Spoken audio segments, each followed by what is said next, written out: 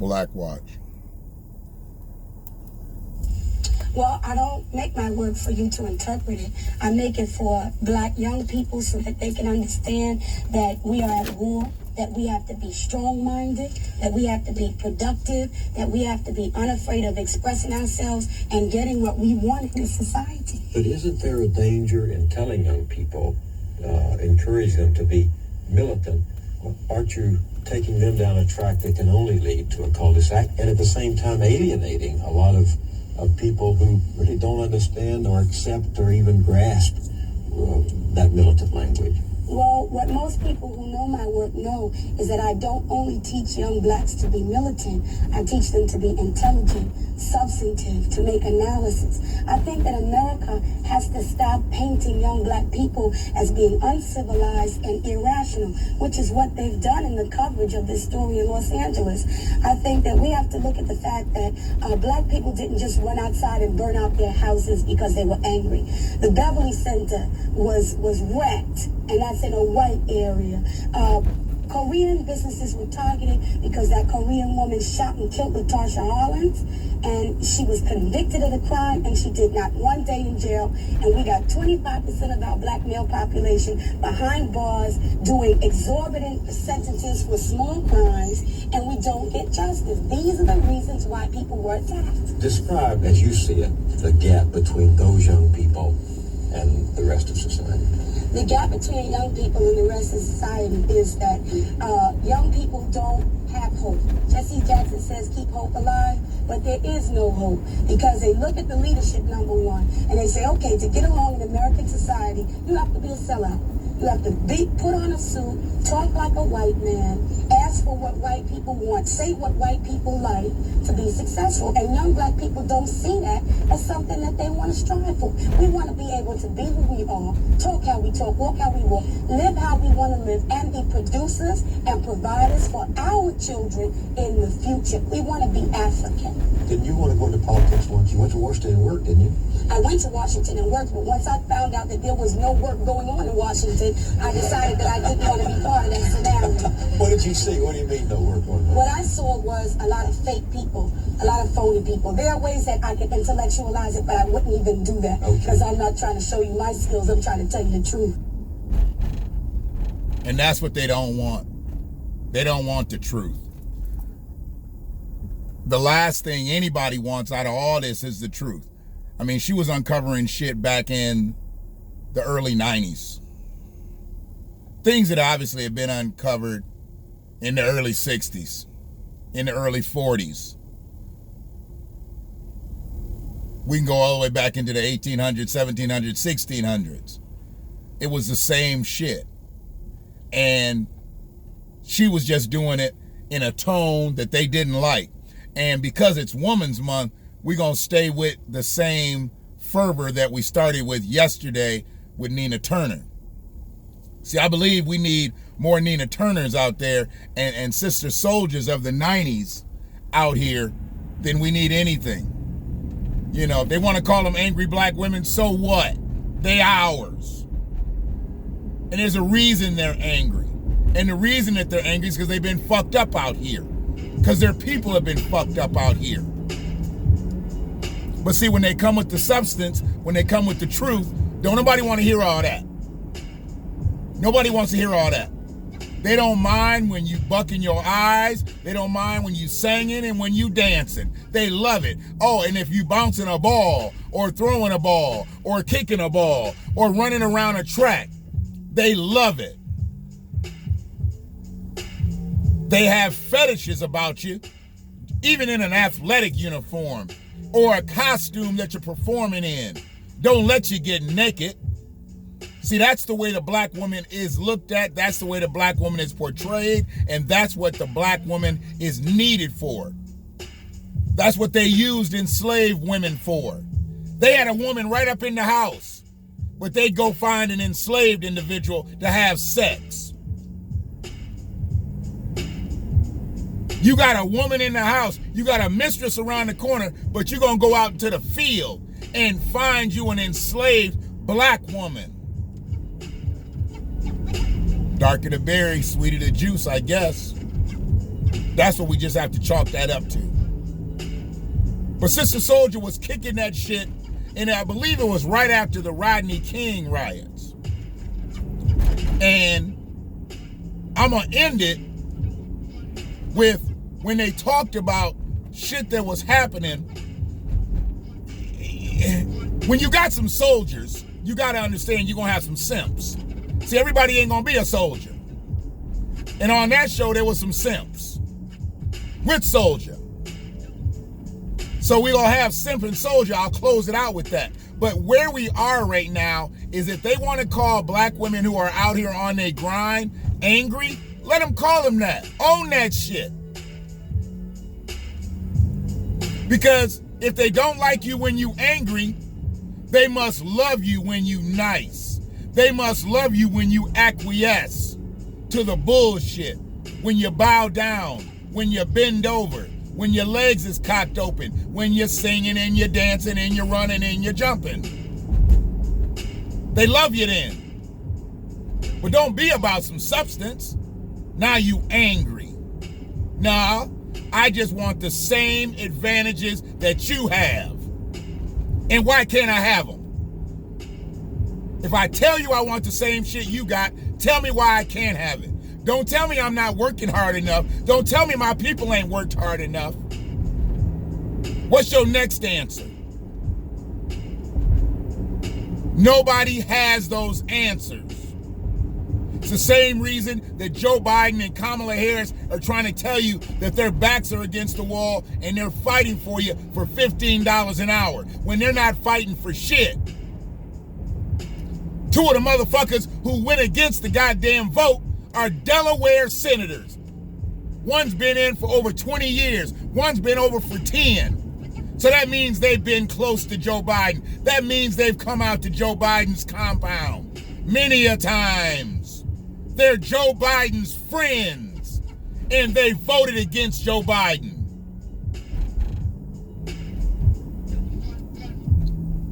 His back's against the wall. He's the fucking president. There are no walls.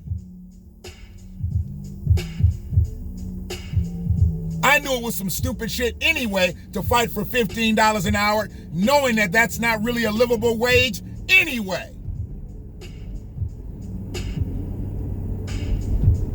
They made the national living wage what fast food workers were looking for. Fast food workers were looking for $15 an hour. And most fast food workers out here need a second job.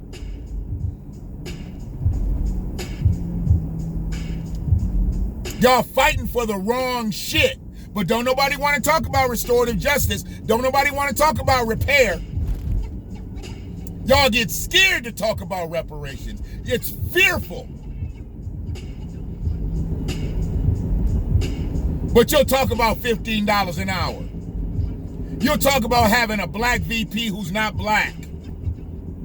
You'll talk about anybody but Trump. But you won't talk about being restored.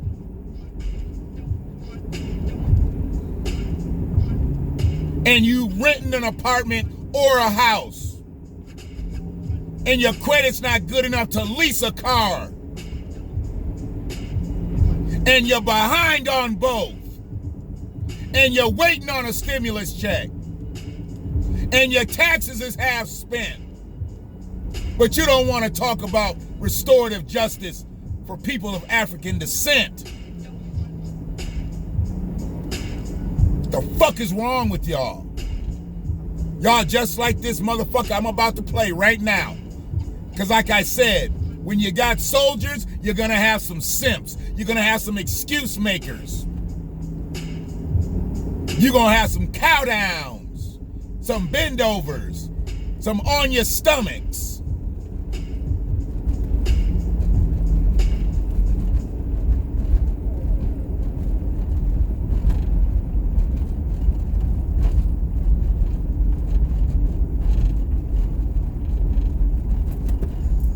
I wish the issue were as simple as the young lady is putting it. It is and simple. I asked myself then, if power is what we were striving for, and that was to call in the 60s Why is it in my city of Washington, D.C., we have been in control? Why they always go back to the 60s? Like they only fought, black people have only fought in the 60s. I'm sorry, I was supposed to just let it roll, but why do they always go back to the 60s? Because there ain't been no real fighting since the 60s? I'll damn near agree with that. There ain't been no collective fight, been a whole bunch of individuals out here fighting. But where's the collective fight? The collective fight was in the 60s and pretty much got murdered out in the 60s.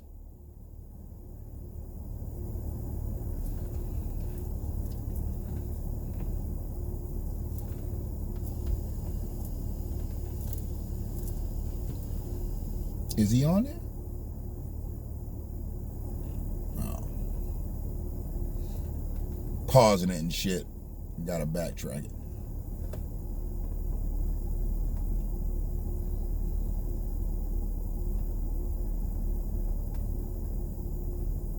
Well, I wish the issue were as simple as the young lady is putting it. When I asked myself then if power is what we were striving for, and that was to call in the 60s, why isn't it in my city of Washington, D.C., we have been in control of the courts, we have been in control of the city hall, the school board, zoning commissions, and yet poor blacks in that city are no better off when they were controlled by whites. The same is true in Los Angeles, the same is true of Atlanta. The issue is, and so that we are failing our own people, and in some cases, and so it's really, in some cases, as I see it, it is the rules of the game that have to be changed, not just the sex of the ruler. Because if you take over a government structure that is not fair to poor people, that emphasizes downtown development, where 80% of all the development dollars that flows into these cities develops downtown, none in the neighborhoods. Yet the neighborhoods and the violence there is used as a rationale for getting urban action grants in the 60s and 70s. When that money comes, it does not go in the neighborhoods. And some black officials who are in control of it make sure that their friends are taken care of. And so that it doesn't matter then who controls it if what they do is corrupt. The thing that we have to be clear about is the definition of power. I don't consider Mayor Dinkins to be powerful. I didn't consider Marion Barry to be powerful. I don't even consider the black woman who's here to be powerful. Tom Bradley, the guy in Los Angeles, I consider him to be pitiful, not powerful. Who is powerful? Powerful is when you can deliver resources, services, and substances to your people and not compromise. The only black people who can become mayors of these cities are people who compromise with the white power system and deliver the resources to other places other than our community in Los Angeles. And I think the reason why we wouldn't be sitting here if they would have delivered the right verdict is because white people wouldn't have been hurt, white property wouldn't have been damaged, and America wouldn't have lost to the tune of $500 million. In terms of solutions, however, for young people, I see it as black people having to put pressure on the system, continued and consistent pressure. That we need to, I'm going to tell you what for. What we need to do is get our experts together, make an economic assessment of our relationship to America, our contributions to corporate activity, and divest from America as a white racist institution. Black youth, we spend a lot of money on sneakers, we spend a lot of money on gear, we spend a lot of money on jewelry, and we're going to have to be unified. For the first time in Los Angeles, we saw unity between the Bloods and the Crips. We need that. Yes, we need black youth. Sister Souljah, these two gangs out there were unified in looting the community. They temporarily abandoned their own enmity between each other and helped to ransack their own community. That doesn't mean that I give up hope on their ability to become politically conscious. I think that black youth have been neglected, and they've also been looted, which is why they're looting. Which is why they're looting, exactly. They only fucked up those neighborhoods because they weren't theirs, and when they were theirs, they were taken from them. If black people were solvent, they wouldn't go around wrecking their own shit. Who wrecks their own shit? All these areas that get fucked up with looting and violence and unrest and riots, whatever you want to call them, that ain't owned by black people. And hell, most of the rioting that went on last year wasn't even done by black people. That's why you're not hearing about it no more. When they started showing up in all them protests and shit, and people was walking up out of motherfucking Foot Locker and shit, and the Nike outlets, shit, it was white folks. Targets,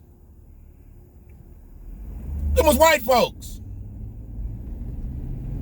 They just knew black people was gonna be running up out of them bitches. And when they was like, oh shit, we've got to change the narrative here.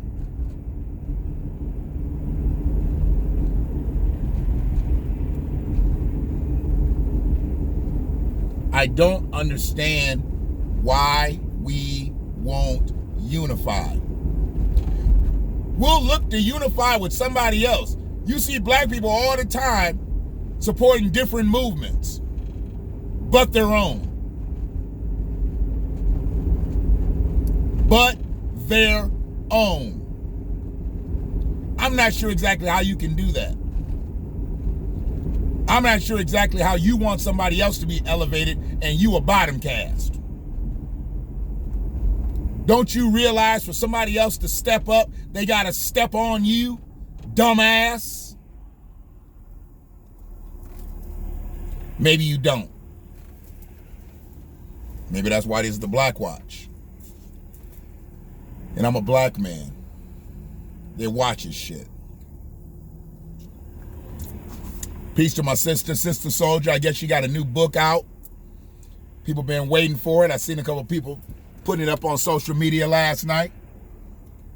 Hopefully it's captivating. Hopefully it becomes a bestseller. She done put in a lot of work for a lot of years. And it's always been for the same cause. She ain't never stepped up off the same cause. She wants elevation and equity for her people. It shouldn't be that difficult of an ask. But since it is, we're here. Happy Women's Day of Women's Month.